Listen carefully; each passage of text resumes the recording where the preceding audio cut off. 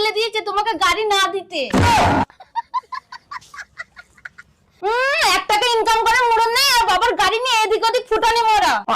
আরে মা তুমি এরকম করছো কেন? আমাকে দাও না একবার। আচ্ছা তুমি আজকে দাও, আর কোনোদিন নেবো না। আচ্ছা ঠিক আছে, আজকে দিয়েছি, আর কোনোদিন কিন্তু দেবো না।